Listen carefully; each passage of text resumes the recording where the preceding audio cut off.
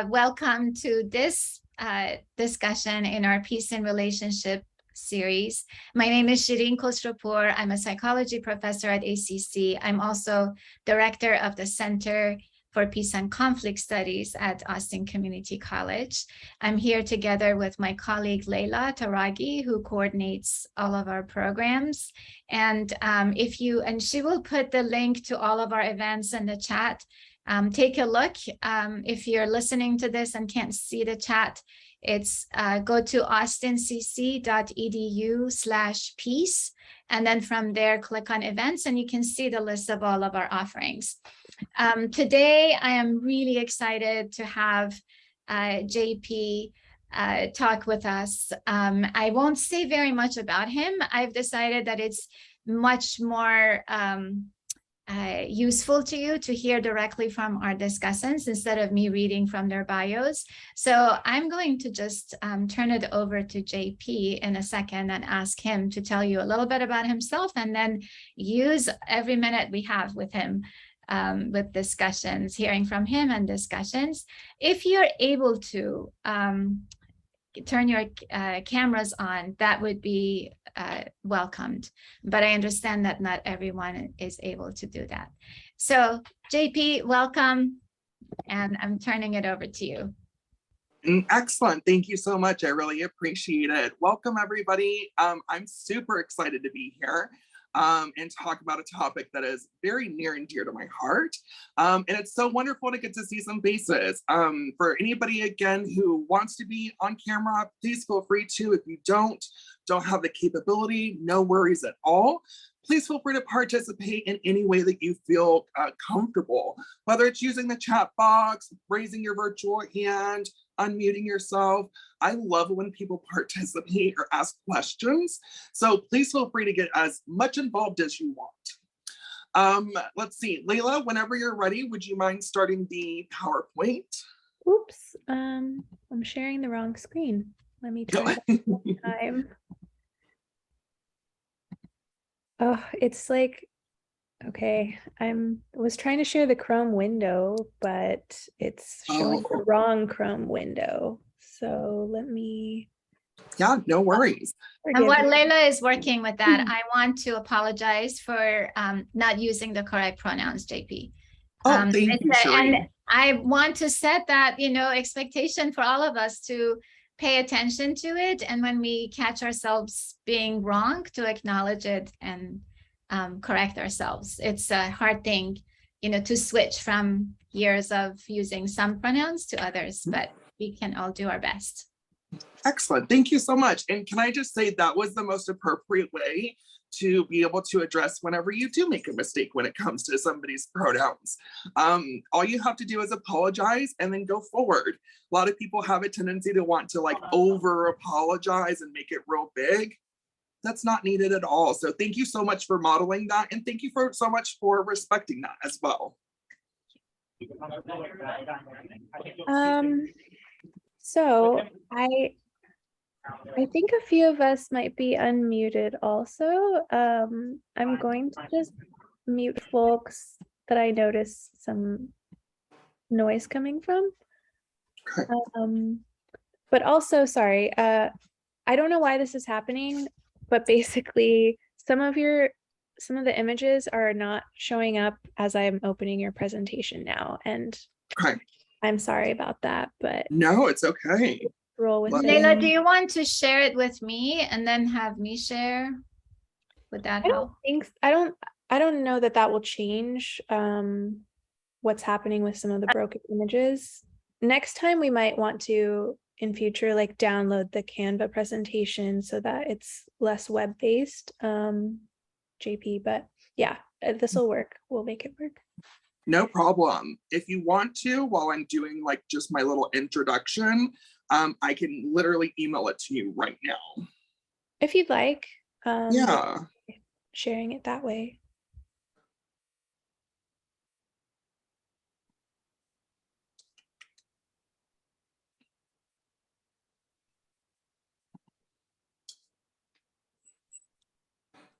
Okay. All right, so I just sent that to you, Layla, but while Layla is doing that, let me just go ahead and introduce myself, everybody. So my name is JP. I use they, them pronouns, and I am the owner and therapist of Health and Healing Hub. It's a private practice that I started. Yeah, I see that. It doesn't look like it was included. Aye. Let's just use what we've got. We'll make do with it. Okay. I'm all about going with the flow. So like I said, I'm the owner and therapist of Health and Healing Hub. It's a private practice that I started in August. I've been a licensed professional counselor associate for a little over a year now. I'm supervised by Melody. Melody is an amazing supervisor who helps me with all of just basically my experiences, training, development, and whatnot. And it's been a really wonderful experience. When it comes to who I am as a therapist, I work primarily with the LGBTQ plus community on a number of different topics, things like depression, anxiety, gender identity, transitioning, sexuality, sex, relationships, conflict, trauma, you name it. I do a lot when it comes to working with the LGBTQ plus community, which I am also part of. And so I'm really excited to be here today to be able to talk to y'all about one of my favorite topics that I talk about, not only for my own personal life, but my professional life as well. And that is about fat love and more. If you want to go ahead and go to the next slide. And we can go to the next one after that. Awesome. So just a little bit about myself, and please feel free to ask questions wherever you feel like you want to. Layla's going to be assisting me with managing the chat box. So a little bit about myself. I identify as queer. I'm a therapist, like I said, been doing it for a little bit over a year. I am also genderqueer. So genderqueer, if you're unfamiliar with that, genderqueer is very kind of this like fluid identity about your gender identity. So basically for myself, sometimes I feel a little bit more boy, sometimes I feel a little bit more girl, sometimes I feel a little bit of both, sometimes I feel like none of it. And that's just kind of how my life goes when it comes to being a genderqueer person. I am also a pet parent. I have a dog and 2 cats, which are just my children, the loves of my life, and I would do anything for them. I am also fat. Now, I like to say that because that's how I identify myself, but not everybody likes to identify themselves that way.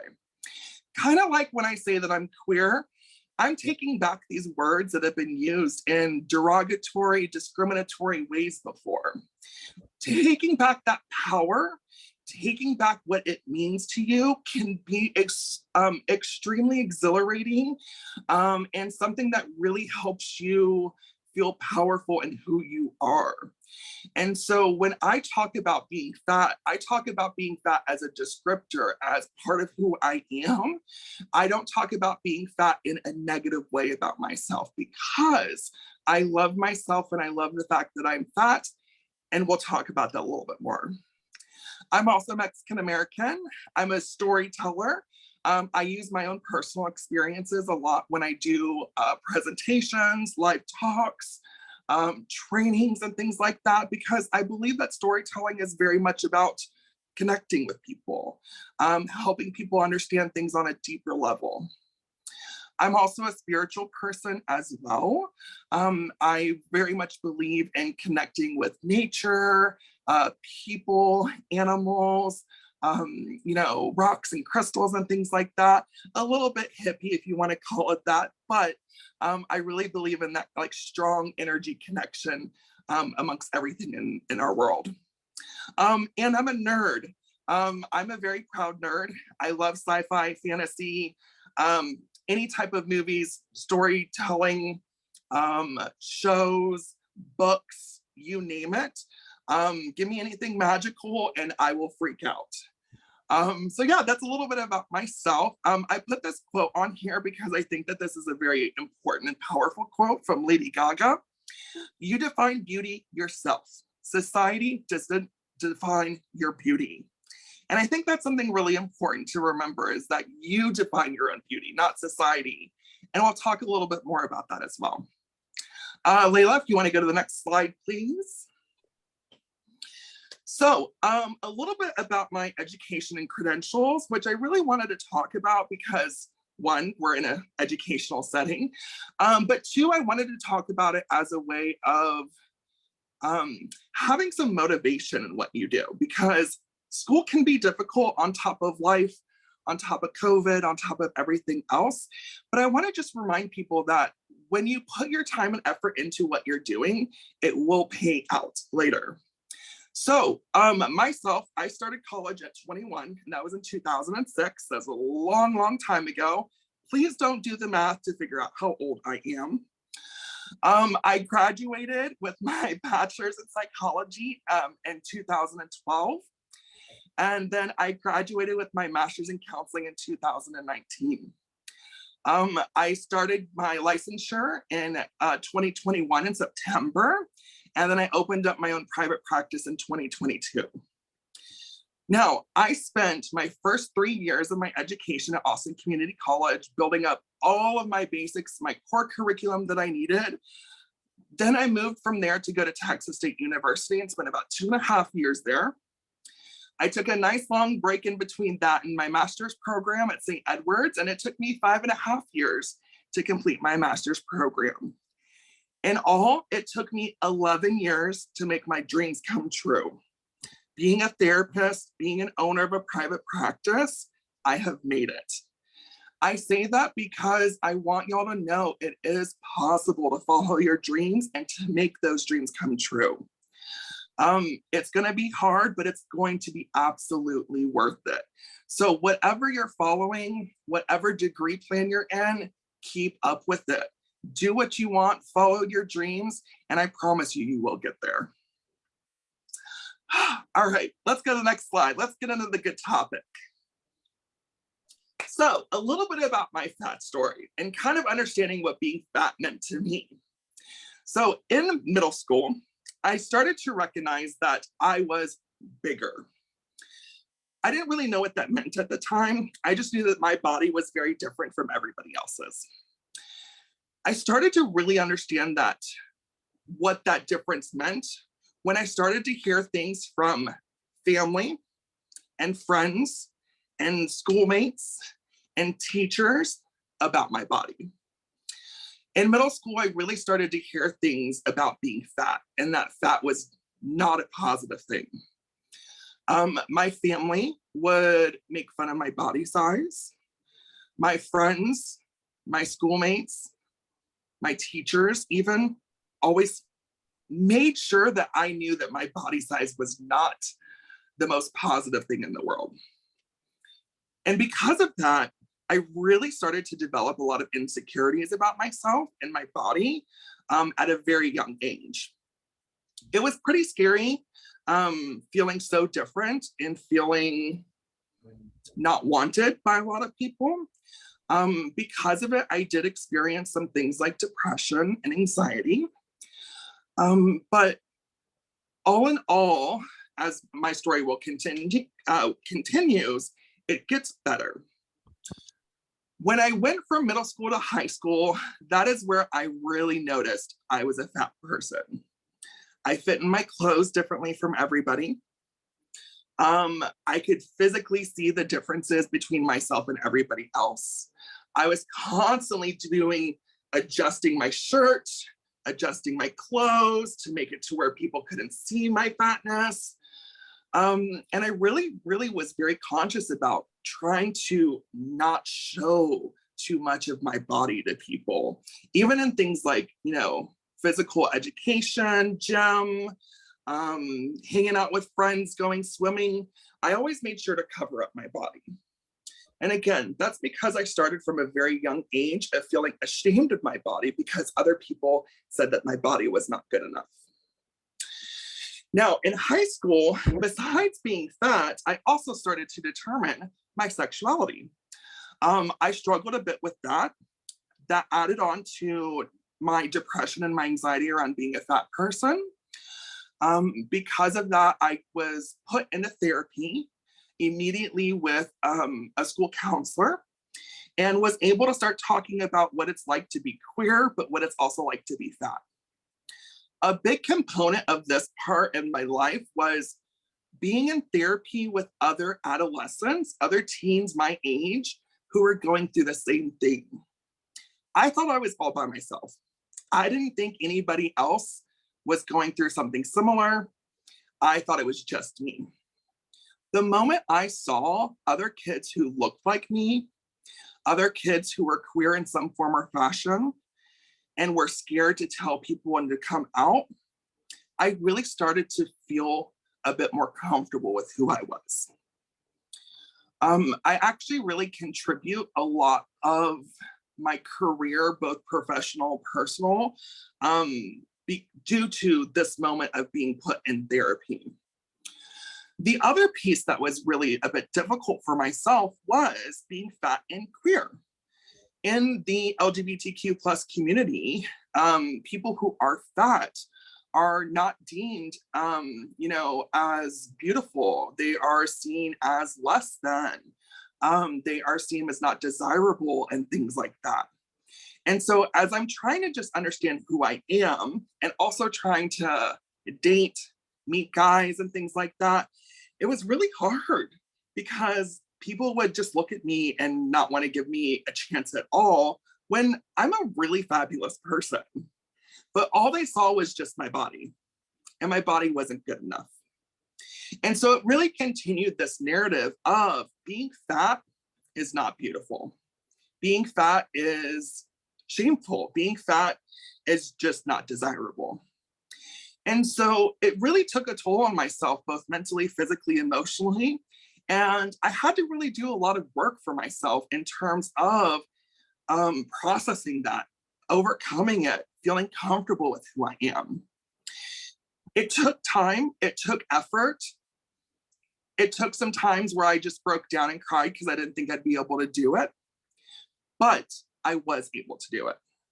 Today in my life, I now can say that I'm fat and fabulous, or beautiful, or desirable, or, just a good person because of who I am. Everybody can get to that place. It is very possible for you to be able to see yourself and say, I like who I am. I love who I am. But it took some time and it took some work. And let me tell you about what kind of work that took. Layla, would you mind going to the next one? Self-acceptance and self-love did not come naturally. Self-acceptance and self-love for me came through a number of different things. First and foremost was therapy. To be able to take the time to understand in therapy that others telling me I was not beautiful, I was not desirable, I was ugly, I was this or that, to get away from those narratives, to understand my own narrative, and that I can be lovable, desirable, beautiful at any size, made a really big difference. Another part of that with my self-acceptance and self-love journey was my family of choice. I started to create this family of friends, mentors, and things like that who loved me for me. And let me tell you, when you start to put up boundaries and you start to say, I can't be friends with somebody or I can't have a relationship with somebody because they don't love me for me, made such a huge difference. Having people lift me up, having people give me words of encouragement, having people tell me you are beautiful, really, really changed my life. Getting to know myself also was a big part of this. I have spent most of my life getting to know myself, as we all do. It's a continuous journey. Understanding my queerness, understanding my gender identity, understanding what it's like to be fat in today's world made such a big difference in understanding that I am a valid, I am a beautiful, I am an important person just like everybody else. The other part of this was building a community. For me, building a community specifically in the queer community of people who were body positive, people who were warm, accepting, and loving and supporting was such a game changer. when I really started to recognize people who were like me and people who could understand the things that I've been through, and I could support them and they could support me, that self-acceptance and self-love really started to come up. So I highly encourage people that as you are working towards self-acceptance and self-love, find a community of people who are just like you. And then other things that I really started to do that I think is really important in social media world, let me tell you, we can get very triggered, or we can see a lot of people who are constantly telling you, what I eat in a day, what my physical activity looks like, get ready with me. And they're this tall, skinny person that doesn't look like me. That made my journey of self-acceptance and self-love really difficult. So instead of following people like that, I started to follow fat content creators. I started to follow BIPOC individuals. I started to follow queer individuals, trans individuals with bodies of all different types.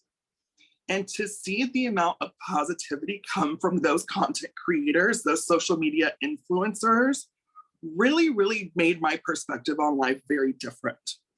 It made me see that I am not the only one who deals with stuff like this. I am not the only one who is trying to build myself up. And we can do that through the power of social media, through the power of community, etc. Now, that's me as a person, just my everyday self. When it comes to me being a therapist, these are things I recommend for people as well. If you're working on trying to have that self-acceptance and that self-love, if you feel comfortable with being in therapy and processing and working on that, do it. Find a family of choice, people who love, support you, and tell you all the good things about yourself, because we want people who are going to be lifting us up, not tearing us down. Take the time to explore yourself physically, mentally, emotionally, spiritually, and everything else, because your body is one part of who you are. It is not all of who you are. Find that community of people who look like you, think like you, feel like you, so that y'all can be able to talk, support each other when things are hard, but y'all can also celebrate the differences and the beauty of being diverse. And again, social media, follow those influencers who look like you. Follow those fat content creators, follow BIPOC queer folks. Those people who are living that life of self-acceptance, self-love, body positivity, and most importantly, fat liberation, can really start to make you feel better about yourself every single day. So that's a little bit of self-acceptance and self-love on like both my personal level and both professional. I wanted to share these two pictures here for a couple of different reasons. One, I thought that one thing that I needed in order to accept and love myself was to work out like crazy. I have worked out on and off throughout my life because I thought that losing weight would make me feel better. I thought that losing weight would make me feel happier with the body that I have. And I thought that losing weight would make me very desirable. Let me tell you, I was wrong. One day, a long time ago, a friend of mine was very frank and very honest with me, and this sticks to me for the rest of my life. My friend told me, not in a mean way, said, JP, you're probably never going to be the idea of skinny that you want to be. And in that moment, well, the first thing I did was hit him. The second thing I did was reflect on that. And I was like, wait, like, wow, like I do have this very unhealthy idea of what I want to look like, right? Because of social media, because of society, etc. And at that point, I was like, screw that. I want to be me. I can be healthy and fat. I can be beautiful and fat. I can be desirable with fat. And that's what I want to do. And so when I started to have that type of attitude, working out changed completely for me. It wasn't about the weight. It was about feeling good. It was about seeing what I'm capable of doing.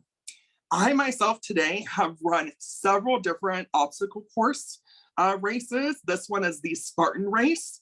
That's right. This queer fat individual was Well, I didn't climb up the ropes because that was a little hard for me and I didn't train for that part, but I was going over, these walls and I was climbing through stuff and I was carrying big stuff.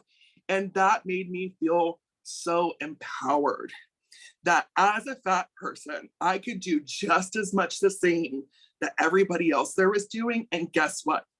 Nobody treated me different there. Everybody celebrated me and everybody made me feel good about my accomplishment there. And so I share that with y'all to say, you can be fat and beautiful, desirable, healthy. You can do those things, even though society tells us we can't. The second picture, I'm all about flowers. I've been a floral designer before. I believe in the beauty of flowers and how they make people feel. And this is a picture that I just really love because this really plays upon like my femininity, my love for flowers, and just kind of my acceptance of being a queer individual, outwardly expressing my femininity. And I wanted people to see that I can be both. I don't have to fit in one box or another. I don't have to be this or that. I can be that top person and I can be that badass individual where I'm running an obstacle course race, and I can be that feminine, beautiful individual as well. You don't just have to be one or the other. Next slide, please. Now, what's really important is that we celebrate our bodies. We celebrate the body that we were given, the body that takes us through day to day, the body that has helped us get through some really rough times, that has been there for us during the great times as well. And I wanted to share with y'all a very vulnerable, very empowering moment in my life. In April of 2021, my two best friends and I decided to do a boudoir photo shoot. Let me tell you, I had all the reservations about doing this because one, typically you don't see male presenting bodies doing boudoir. Two, I'm gonna be kind of taking my clothes off in front of people. That was a little scary. But let me tell you, doing that with two people who love me unconditionally, who celebrate myself in every way possible, and coming to see photos like this of myself made me feel so empowered and beautiful and desirable and loved, and that I could be all that and be at the size that I am. These are, you can only see 3, not 4, but these are some of my favorite photos that came from this boudoir photo shoot. I am being very open with my body. I'm not hiding. I'm showing all of my rolls, all of my hair. Thank you, Sarah. That one's like my absolute favorite. And that was my idea too, doing a milk flower shoot. The photographer was like, yes, let's do that. But this was my moment of really embracing who I am and what my body looked like. And I will tell y'all, if you ever have a chance to do something like this, whether on the scale of doing it with a photographer or doing it by yourself and with your friends, do it. It is so empowering. It is so beautiful. It is such an amazing experience. And you can really celebrate your body that way. So whether you're having a good day, a bad day, celebrate your body. Show gratitude to your body for the things that it does for you on the daily. It takes you where you need to go. It does all the things that it needs to do to keep you running. This is the only body we've got. So we've got to be able to say thank you. And we've got to be able to treat our bodies like that true goddess or God that we are. Next slide, please. So, pictures. A big part of my journey for myself, both as an individual and a therapist, has been fat liberation. Now, I want to explain to you first what fat liberation is. So, fat liberation stemmed from body positivity. Body positivity was primarily set with a lot of female identifying individuals, bigger bodied individuals, queer, BIPOC individuals who wanted to say my body is just as important as everybody else's body. So where it started with this whole acceptance idea has then turned into what we call fat liberation. Fat liberation is the approach of understanding the systems that we're in and how systems keep fat bodies oppressed, to where we can understand that it's not our fault, right? It is these systems that we are in that has taken the time to keep us down and tell us we are less than. That has been what's created this idea of skinny is beautiful. Skinny is healthy. Skinny gets all the good stuff, the good love, the good sex, the good jobs, the good money, etc. Right? But now, when we can take that moment of saying, I'm not going to listen to that system. I'm not going to let that system or society determine who I am as an individual, what I am capable of, that is when we start to become liberated. And I think that that's really important for a lot of us, both fat bodies and non-fat bodies, is that we start to see that it's not us, it's the systems and societies that have been created around us who have kept us down and feeling bad about ourselves. And that's when we can start making changes. In August is the Fat Month Liberation Month. And that is a month that is very much encouraged in celebrating fat bodies, fat liberation, fat acceptance, body positivity, etc. Obviously, this is something we don't just have to celebrate 1 month out of the year. We can celebrate every day, every hour, every week. But this is a month that's really giving us that opportunity of saying, this is what this is what we do, and this is why we do it. And so being able to celebrate that in August or bring awareness around it is very important. All right, next slide, please. Hi, JP, right? Yes, JP. Do you have a question, Andrew? Hi, JP. I'm sorry. I just wanted to know, I'm just taking notes. I'm so sorry. I just wanted to ask how fat people are oppressed in our society today in America. Oh my gosh, Andrew, that is the greatest question ever. Let me explain why. That's actually my next slide. So the way that fat people are oppressed in our society is in a number of different ways. First and foremost, these are some pictures that kind of talk about some of the ways. First and foremost, diet culture. Our society is so geared towards you have to lose weight to be skinny, to be healthy, to be beautiful. That tells anybody who is not skinny that your body is not good enough. Your body is unhealthy, is sick, and it needs to change. That in and of itself is oppressive because that is saying skinny people are higher at the top of this hierarchy versus fat people. That keeps fat people down, that keeps fat people feeling shameful or guilty about themselves. That makes fat people say that if I stopped at McDonald's today to eat food, oh, I'm gross, I shouldn't have done that. That is one way that society has continued to oppress people when it comes to diet culture. Fat people are also constantly discriminated against. There have been many studies that have showed that fat people actually get paid less than their non-fat people counterparts. And it's by a decent amount too.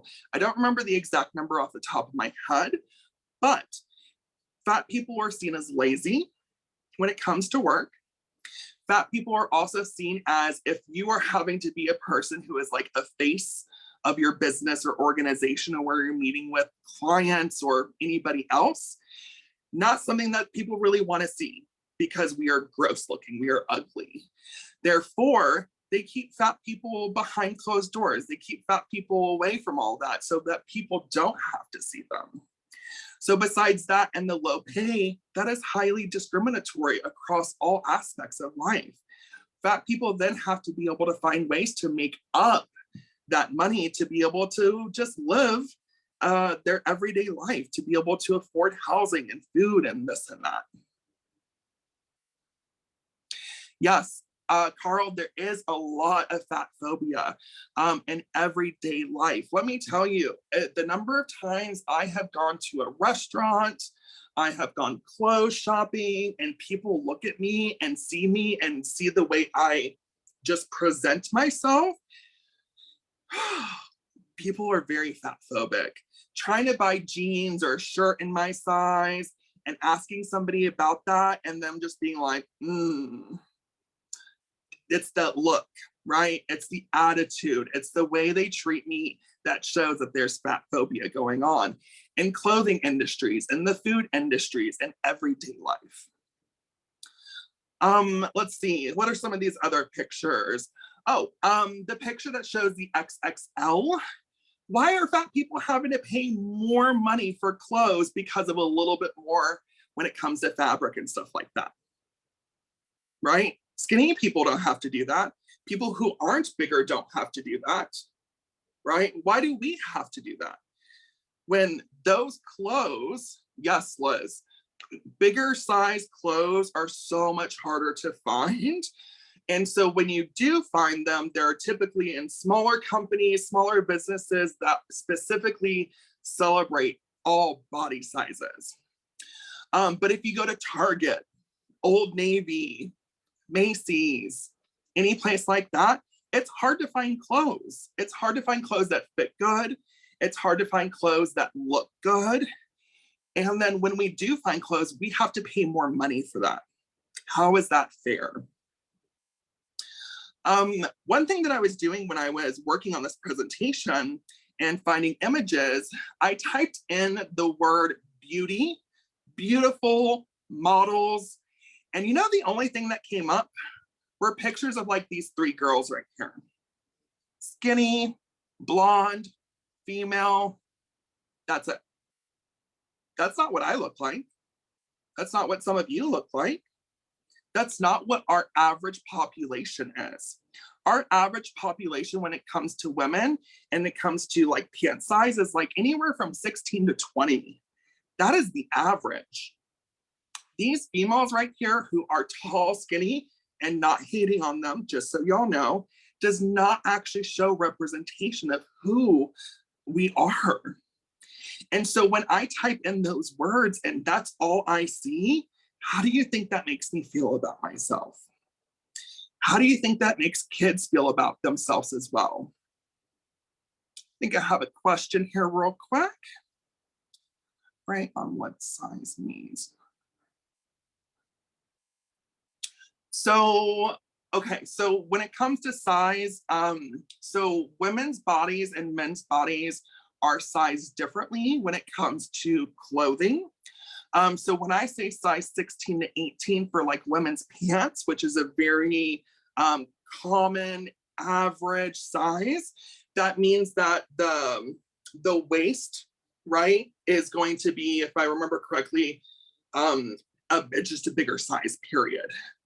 I'm not the most fashion forward person, so when it comes to stuff like that, it's not my expertise that I have. But basically, it's really about how they actually size and measure people. And so when we see sizes 16 to 18 in women, those are much larger sizes, whereas sizes like 0, 2, things like that are much skinnier sizes. I hope that helps. Same thing in like men's clothing. The bigger the number, so like if you wear a size pant 40 or 46, that means you have much bigger hips, a much bigger waist. Whereas if you wear a size like 30, it's skinnier, things like that. Thank you, Ruth. I really appreciate that. Thank you. Awesome. Hey, JP. Yes. Andrew again.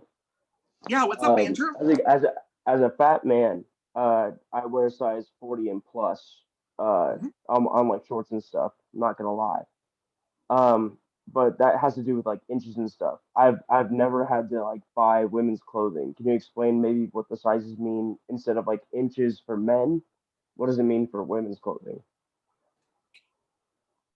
So you're specifically saying in sizes of clothes for women, like what does that equate to? Yeah, I'm just very confused on like what that means. If Okay, the yeah. higher number in men's means fatter, which is like I'm very heavy set, so like I buy those higher sizes. So like, is it the same way, like inch wise for women? Right, right. Yeah, I see what you're saying. So there's a couple of examples in the chat. Thank you, Ruth. Thank you, Shireen. So like Ruth says, a size 4 is a 22-inch waist, where a size 16 is 33 inches. So the bigger the number for women, just like the bigger the number for men in sizes, means you have more body mass. Let's see, size 4 could also be 27, 28 inches. So it just really comes down to the fact that like the bigger the size, the more clothing, the more money you have to spend on it, because society has deemed that bigger size people are less favorable. Therefore, we have to be able to spend more money in a number of different areas to make ourselves look more favorable. Really I gotcha. Okay, good. I'm glad.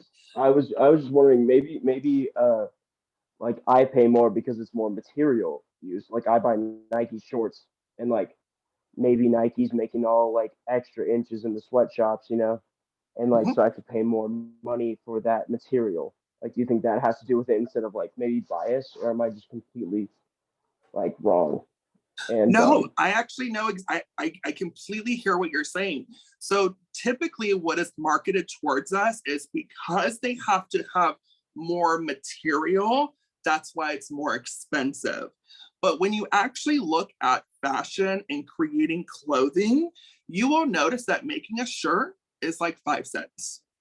I mean, that's not exactly what it is, but it is extremely cheap to make that shirt, to make those pants, to make that blouse, to make those jeans, etc. And so when they actually create the pricing for it, they make the pricing cheaper for skinnier individuals and more expensive for fat individuals. And they say it's just because of the material, having to do more material, when really we could have equal pricing and they're still making plenty of money on it. Does that make sense? Oh, absolutely. Thank you for explaining. Yeah, of course. I hope I did okay when it comes to explaining that. Let's see. There is another question in the chat from someone named Tina. Would you like me to read it aloud to you? Actually, I just found it. Thank you for bringing that up, Layla. Sure. I agree that all of these are real problems, but can you elaborate on how it's oppressive in the same way that queer people or people of color might experience oppression? Yes, actually, Tina, that's a really great question. The picture that would be in the top right-hand corner is actually a picture that talks about intersectionality. If everybody's familiar with intersectionality, if you're not, intersectionality is basically your different identities intersecting and how those different identities, when they intersect, create higher levels of things like oppression. So for example, as a queer, fat, Mexican-American, genderqueer individual, those 4 different identities, when they come together, they have higher rates of oppression when instead of it just being by itself. So like being queer, there's, discrimination that happens in just being queer. But then when you add on the fact that I'm Mexican-American, that I'm fat, that I'm genderqueer, it increases the rate of things like discrimination, of inequality, of oppression, and things like that. And so you see that when it comes to a Black trans fat woman, her first and foremost life expectancy is only 30 years. Second, having each of those different identities brings in different issues. And when they're all coming together, it changes life expectancy. It changes their ability to be able to, find the clothes that fit or don't fit. It changes housing opportunities. I mean, it changes a lot. Obviously, oppression, when it comes to your different identities, there's going to be different levels of understanding and seeing oppression. Gender versus weight is very different. We can't say one over the other, right, is more important. They're all very important things that we are aware of, we talk about, we address, and we work on changing. I hope that kind of helps, Tina. If that doesn't, please feel free to add anything else. But that intersectionality piece is a really big part of understanding how oppression raises whenever we have those different identities coming together that have their own oppression.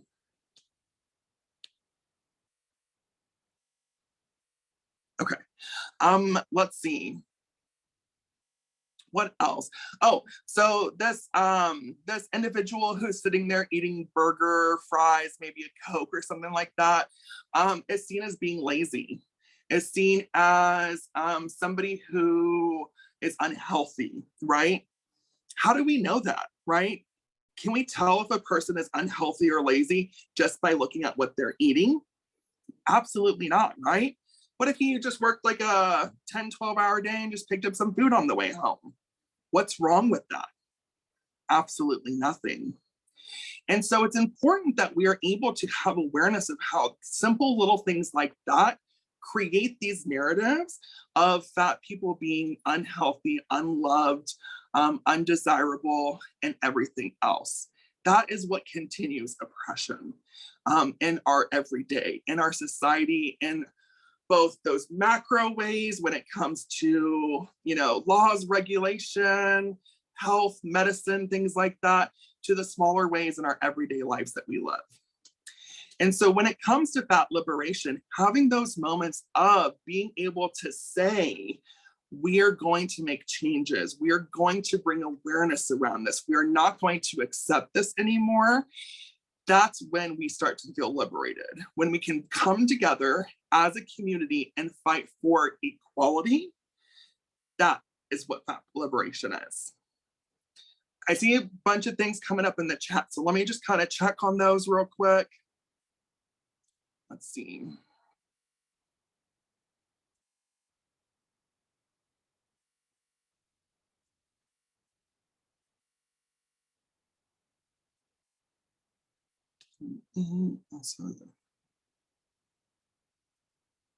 Yes, Sarah, you have a really great question here about erasure, the tendency for society to want fat people to remain hidden. Absolutely. Fat people, just like other marginalized communities, are always kept in, smaller communities away from everybody else because we are seen as unhealthy, undesirable, etc.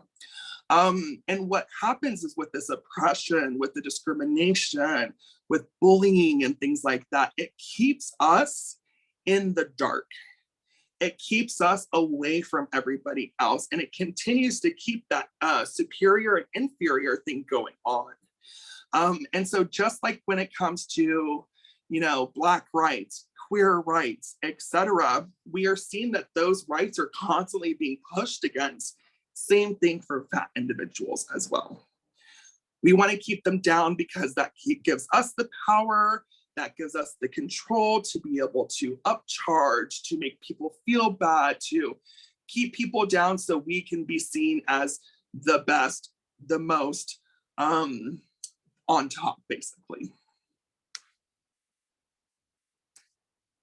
Let's see. Got me told that. Ruth, thank you so much for that. So if y'all saw in the chat, Ruth was saying that constantly getting told that women just don't have bigger feet than size 10. That is complete BS. Of course, women have feet that are bigger than size 10. My liberation, when I did my DECA scan at UT, I said I can be over 100 pounds a woman, heavy bones, I can put on muscles easy too. I am not overweight. Absolutely, Eileen.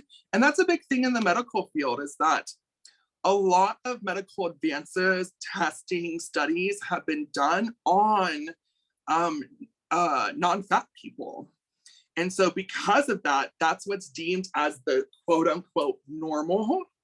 And that's what everybody is compared to. And because everybody's compared to that, if you go into the doctor as a fat person, the first thing they're always going to tell you is you are overweight, you are obese, you need to lose weight. And that is based off of a culture that is seen, culture of BMI, which was created again by non-fat people with just non-fat people, and that's it. And that's not very much representative of the communities that we have today. So these are some really great comments, everybody. Any other questions or comments so far before we go on to the next slide?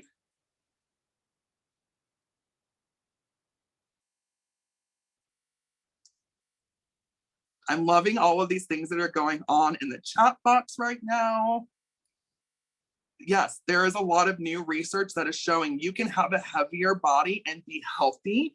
You can have a skinny body and be unhealthy, or vice versa.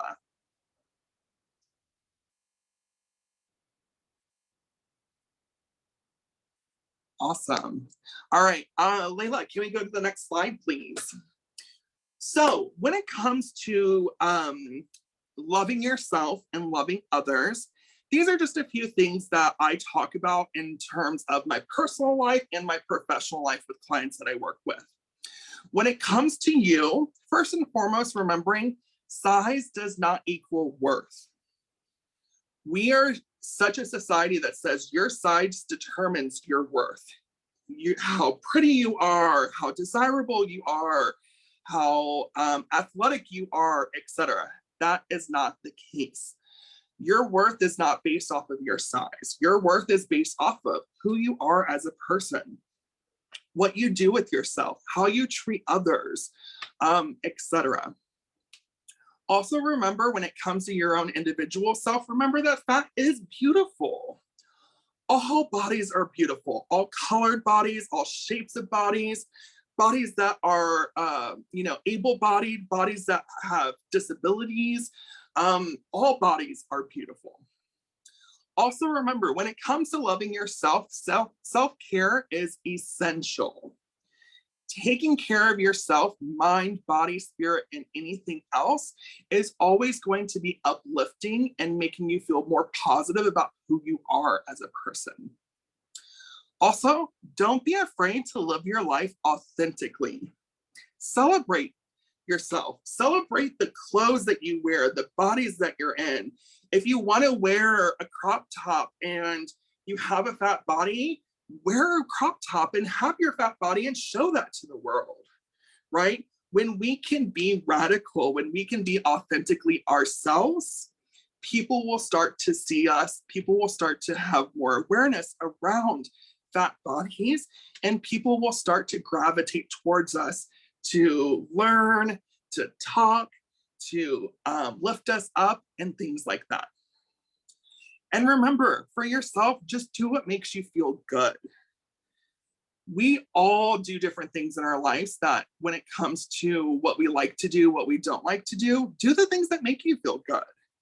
If people have said, you probably shouldn't, but you want to, it's something that you like to do it. You're not here to live your life for other people. You're here to live your life for you. So make sure you're taking that time to do the things that you want, that you like, that you feel good about yourself. Those are just a few things that I really encourage you to do when it comes to loving yourself. Now, when it comes to dating, dating can be fun. Dating can also be hard as a fat person. But some suggestions that I have for individuals who are fat-bodied and dating are these. First and foremost, date like-minded people.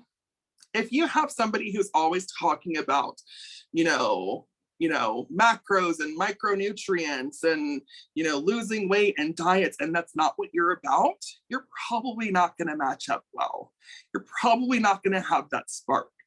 So find people who are so like-minded like you, people who see diversity as beauty, people who celebrate all bodies, people who celebrate people. Also remember that as a fat person, you deserve great love and great sex. You deserve great love and great sex. We are seen as people who don't deserve a lot, but I'm here to tell you, you do. Also, be proud of the way that you look. Dress the way that makes you feel comfortable. Dress the way that makes you feel sexy. Dress the way that you want people to see you. Have fun with that. Also, take up as much space as possible, right? We are told that we need to sit in the corner, that we need to not be seen, not be heard. If you have something to say, say it. If you want to show off your body, show off your body. Of course, with consent. If you want to do those things, do those things. We don't have to let other people dictate what we can and cannot do. Don't be afraid to take risk as well. We are constantly worried about what might happen, but we never think, we're constantly worried about the consequences of how we're going to feel, but we never think about the things that we might really learn or find or love about ourselves when we do take those risks. So do it. Don't settle or let somebody make you feel bad about yourself. If you're in a relationship, if you're dating and somebody's just making you not feel good about your body, they are not worth it. Your body is to be celebrated. Your body is a temple. Your body is a god, goddess, and you need to make sure that people can see that and appreciate that. And if they don't, hit the road. Also, I think it's very important to understand the difference between desire and fetish. Fat people are constantly fetishized amongst people.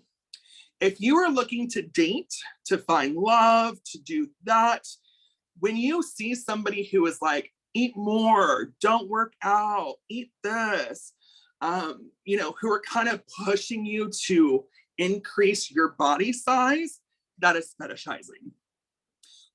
Desire is somebody who loves and accepts you the way you are. Fetishizing is somebody who wants you to constantly just be more. Now, if you're into fetishizing, if you're a fat person and you like people fetishizing you, by all means, have fun with that, live your life and do what you want to do. If that's not what you're looking for, just make sure you can see the difference between the two. And lastly, be unapologetic about sex. Fat people can have fun when it comes to sex. Fat people have amazing sex. Fat people have these bodies that need to be explored and expressed. Don't be discouraged about your body when it comes to sex. Don't be worried about, if your body was to make a noise during sex, because that's what our bodies do. Just be you and be unapologetically you. Now, the picture that was here is a picture of RuPaul. If anybody's familiar with RuPaul's Drag Race, I'm a fan. I'm currently binging all the seasons. RuPaul says this one quote that is very important and means a lot to me. And RuPaul says it at the end of every episode. Yes, Sarah. RuPaul says, if you can't love yourself, how in the hell are you going to love somebody else? And I think that is a very powerful statement. We have to love who we are before we can love somebody else. Because if we're not loving who we are, we're not going to be fully giving ourselves to people. Celebrate your body, celebrate your strengths, celebrate your weaknesses, your imperfections, and all the things that you do in your life. Because you are worth it. You are lovable. You are enough. You are valid. You are beautiful. So take the time to learn about you. Take the time to love yourself so that as you date, have sex, whatever, other people can see that, and other people, and you can have those really healthy, fun relationships. Next slide, please. So just a content warning. I'm going to talk about sex. Yep, that's right. We're going to talk about sex, y'all. If you're uncomfortable with talking about sex or hearing about, anything and everything underneath the umbrella of sex, this is a good time to go ahead and mute me or step out if you want to. I will be talking about things like sex toys, masturbation, sex, things like that. And if that's something you're just not comfortable with, please, by all means, go ahead and remove yourself if you need to, and come back later if you want to. So yeah, just wanted to go ahead and put that out there. When it comes to sex as a fat person, first and foremost, my first thing that I always tell people is consent is sexy, right? You want to make sure that as you're going into a sexual relationship with somebody, whether it's a one-night stand or whether it's a continuous thing, or you're practicing something like ethical non-monogamy, make sure you get consent. Second, always practice safe sex, right? Safe sex is things like knowing your status. Safe sex is using condoms. Safe sex is using things like PrEP or whatever else you deem as safe sex. You want to make sure that you are not taking the risk to hurt yourself or hurt somebody else. So these are some things I talk about with my clients when it comes to being fat and enjoying sex. First and foremost, explore your body. Y'all, take time when it comes to masturbation and get to know your entire body. Sex doesn't have to be just about your genitalia. There are so many different erogenous zones on our body, sensations that can come up that maybe you never knew or experienced before. So take time to explore all of your body. Find what you like, find what you don't like, and then if you decide to be with a partner or partners, don't be afraid to let them know. I love this, I don't want this, right? Because that's a part of empowering and accepting and loving yourself, is knowing what works and what doesn't. So if you're masturbating, masturbate with different things. Sex toys are great. There are so many wonderful things that you could try that can give you different sensations and feelings and experiences. Don't be afraid to try. I think what's really great about sex toys too is that first and foremost, sex toys by yourself is super freaking fun, but sharing sex toys with a partner can really also elevate that experience as well. They have sex toys for every type of person.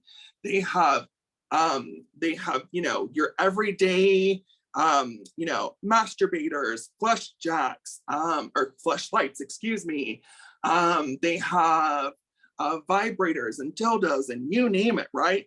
But then they have even more. If you have certain kinks or fetishes, there's a toy for it. Don't be afraid to explore. Don't be afraid to find something that you like and to talk with your partner about what you like or don't like. If you want to try something new, no shame in that. Try something new. Also, when it comes to being a fat-bodied person and having sex, it can be difficult to find the right positions. In order to make sex more enjoyable, you can use props. You can use pillows, your couch. There are even specific, I don't even know what to call it, like sex furniture, basically, that you can get that can help make those positions more comfortable. If you look at different websites or different porn stores or things like that, you will see a wide variety of sex furniture that can help make sex more comfortable and easy for you, especially as a fat-bodied person. If you don't have money to be able to do that, use the things that are around your house.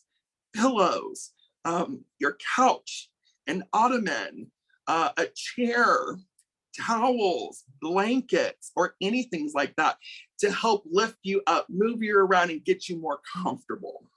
Because you want to be comfortable during sex, you want to have fun. And so it's important to make sure that if we are having difficulties with finding the way that it works, we find ways to make it work. Let's see, something came up in the chat. Oh, bye, Carl. Have a great time. Thank you for being here. All right. Let's see. What else? I've already said this, but if you don't like something, say it, right?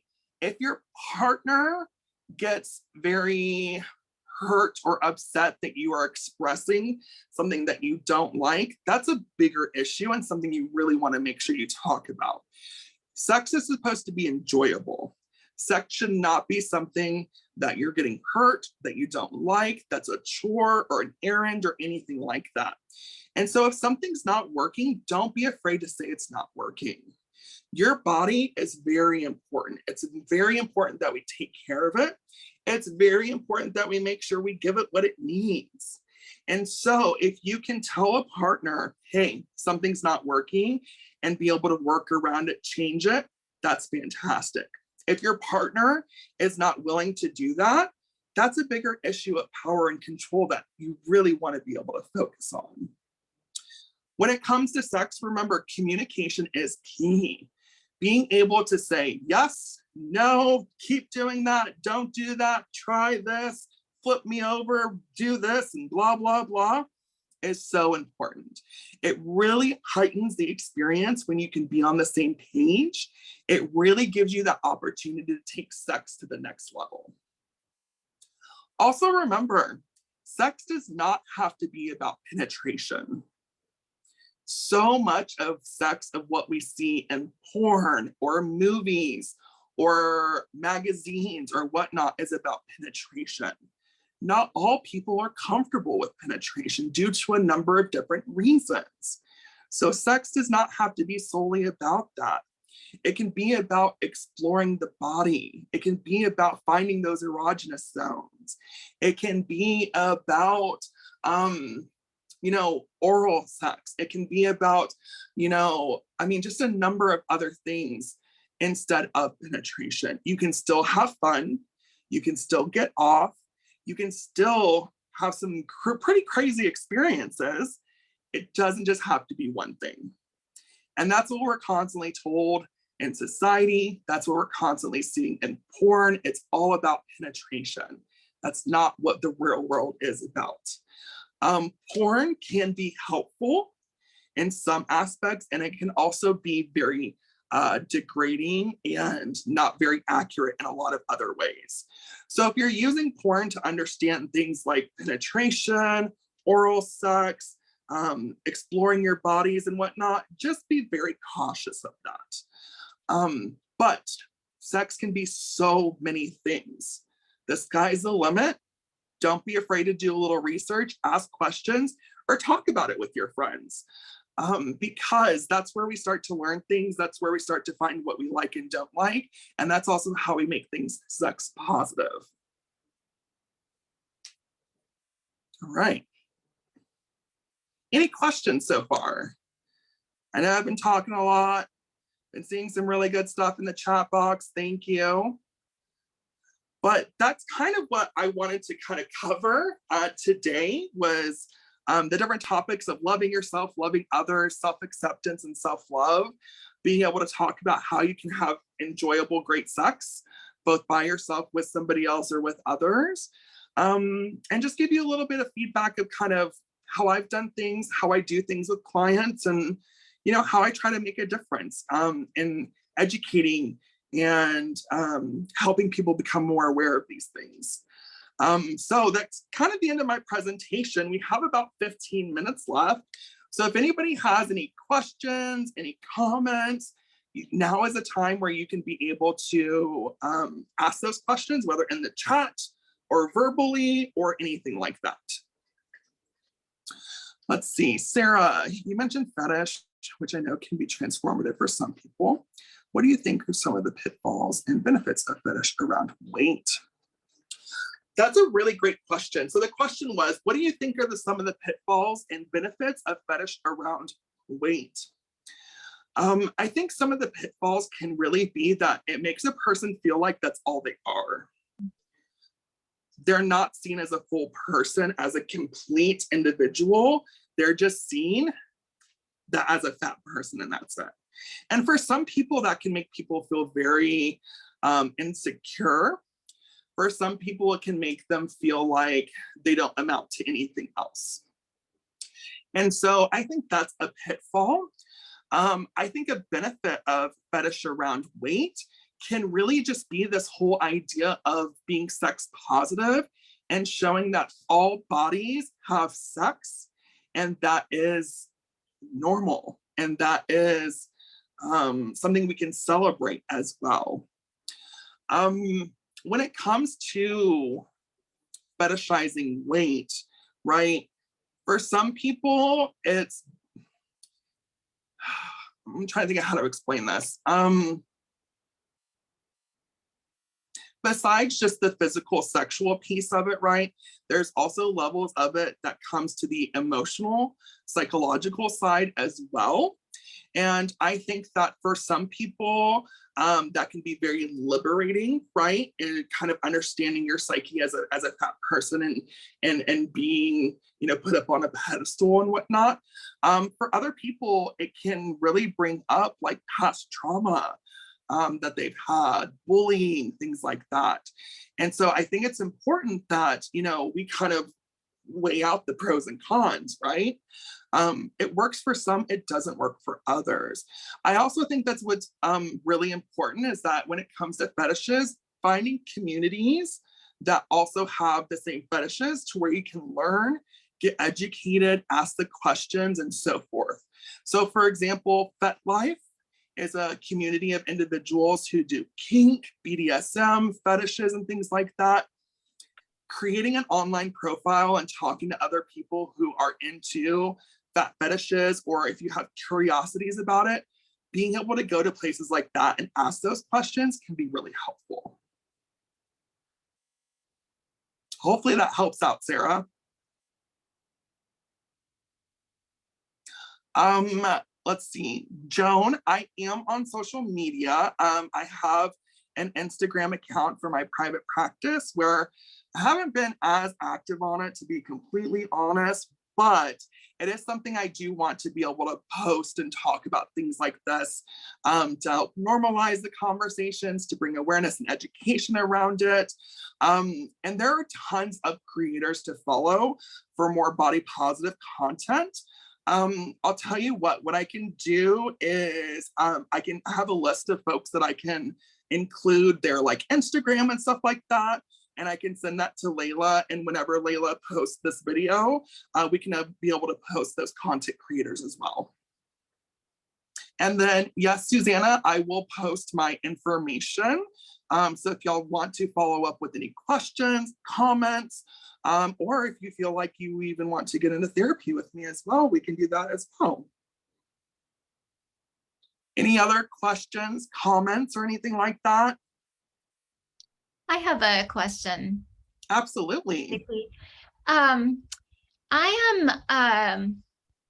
thinking that one of the more insidious ways that fat oppression works its way into people's lives without us even being aware of it, and this actually impacts people of all sizes, is that people like put off doing things they want to do, whether that thing is like buying a new outfit or going to a party, joining some friends, or even like taking bigger steps in life until they have lost a certain number of pounds.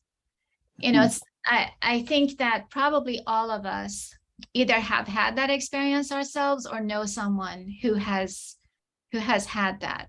So what is like your 2-minute therapy session for you know, because I think that's something just about everybody can identify with. Like, I'll buy a new outfit when I lose 20 pounds, you know, like thinking that's a reward for us. Or I'll start doing, like, I'll start exercising when I look good enough to go out to the gym.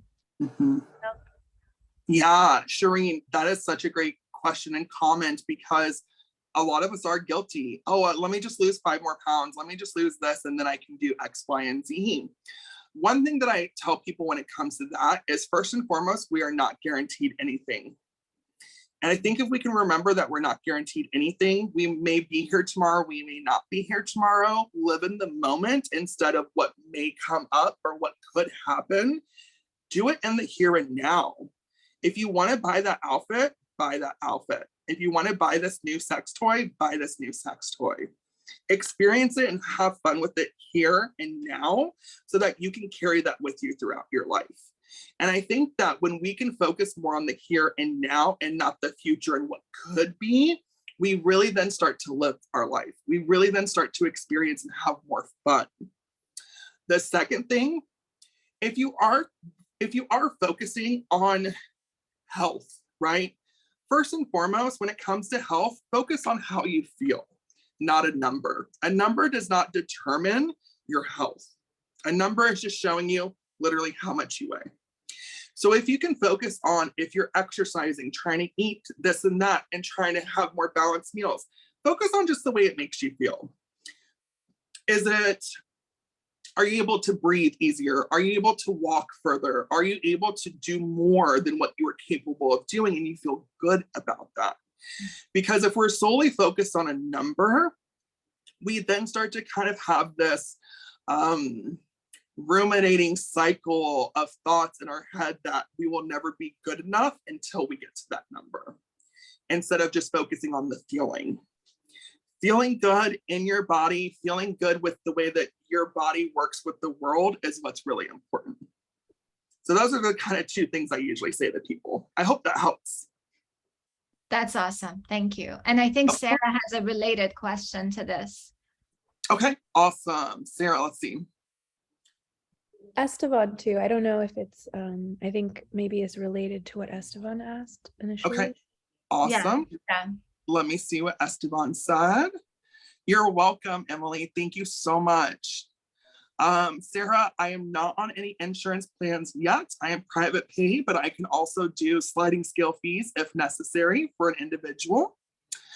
Esteban, do you feel people are more receptive speaking with you about weight, or do you let them start the conversation? Ooh. In my personal life, I am very much, I'm just going to talk about these things, right? Because I think when we can talk about these things and bring more awareness to them, it makes these conversations more normal. When it comes to working with clients, I very much advertise myself as somebody who talks about fat liberation, body positivity, body acceptance. And if somebody comes to me wanting to talk to me about that, I let them start the conversation to see where they're at in their life and their journey and what they want to focus on. So I kind of do it both ways. Personal life, I'm all about like screaming it at the top of my lungs and telling everybody, you know, why this is important, why we should do this, and just the amazingness that comes with it. And then in therapy, I'm a little bit more reserved, but I very much make sure people know that I'm a person you can talk to about this. Let's see. All right, so Sarah, what is the best protocol when people want to share about their weight loss journey? I don't want to reinforce feelings of I'm only worthy if I lose weight, but want to support people making choices that make them happy if they want to share about it. You know, that's a really great question. I think, Sarah, you also kind of answered your question at the same time. What I mean by that is that if you are talking to people about losing weight, first and foremost, explain why you're losing weight, right? If you're wanting to lose weight just to feel better, that's awesome. If you're wanting to lose weight to because of a medical condition and it helps or whatever, that's great. You know, being very open and honest and authentic about that is what's really important. And I think also your delivery and approach is going to make a big difference, because if you're like, oh, I lost weight, look at me, I lost weight, blah, blah, blah, blah, blah, blah, blah, then it's going to make people feel like that's the only thing that's important is just losing weight, right? So if you talk to people about like your intentions and sharing your journey just to share your journey to maybe educate people or bring awareness around things, then that's going to have a more constructive and impactful moment with those individuals. And so, yeah, so that's what I would recommend. I mean, there's no obvious one way of doing things. It really just depends on your audience and your own experiences and things like that. But I think the biggest thing is just being genuine and authentic.